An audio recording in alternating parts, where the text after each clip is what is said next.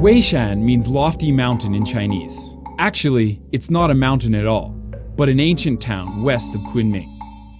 So what brought me to this secluded little place?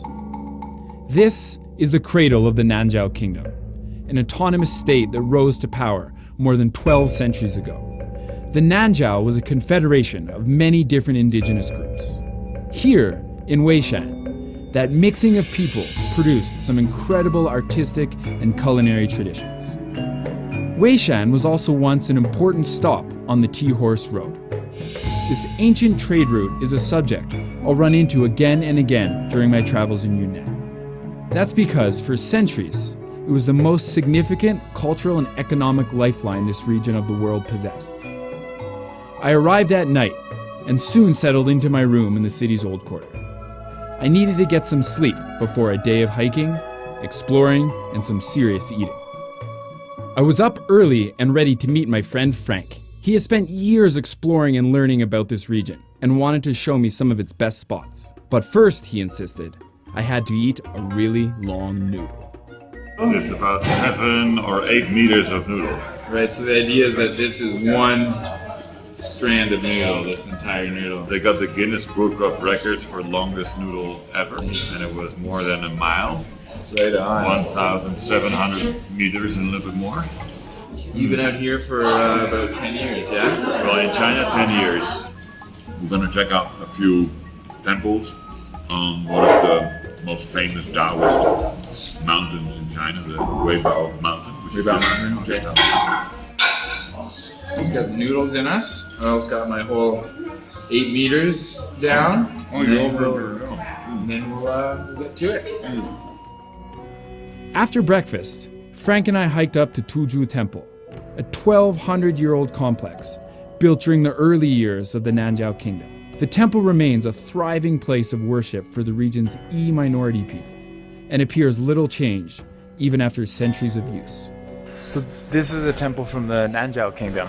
What is the god or the spirits that people... It's a person. It's actually a historic figure, yeah. Okay, he's been like deified? Yeah, Xinu Law, the first king of the Nanzhao. Hundreds of years ago, it was people living here, and the Nanzhao evolved from that people. From Tuju Temple, we headed further into the mountains to visit a Taoist academy called Wenchang Palace.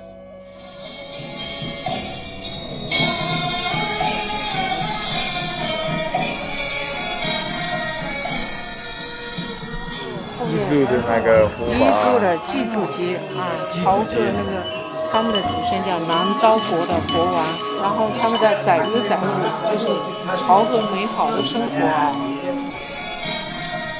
这个就是求婚姻，看见没有？婚姻美满，百年好合。Our third stop of the day was the Beguiling Grotto of Eternal Spring. Here, every surface is intricately decorated, designed, painted, or carved. Built in the 17th century, the grotto is a place where the tenets of Taoism fuse with the religion of the local indigenous people. At Frank's suggestion, we relaxed from our morning trek with a bit of Tai Chi in the tranquility of the temple courtyard. It seemed like the perfect place to unwind. Again, it was time to eat, and Frank invited me into the courtyard home of one of his friends.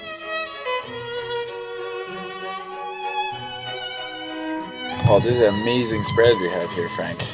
And we have 2 kinds of flowers mixed into the eggs here.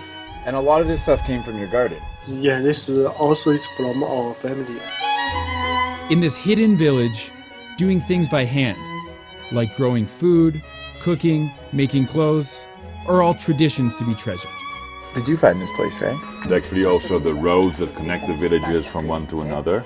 It's much more fun, of course, to walk from one place to another than to sit in the car. You know, once you get to the villages and you know a little bit more about the way, how to get from one place to another, it's just much more fun. We headed down the mountain and back into town. Weishan is famous for its snacks, and Frank wanted me to try a local version of a rice noodle called arsi. So this is the arsi.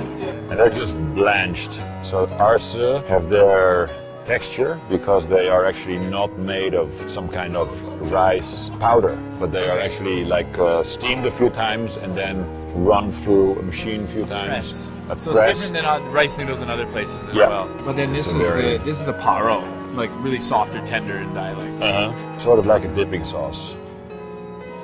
And so this particular style with the two bowls, the paro on the side, is particular to Wenchang. It's particular for this place. Okay.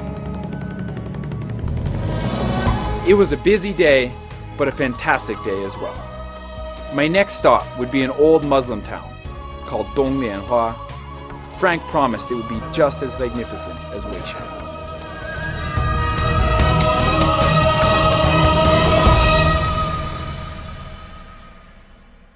Thanks for watching.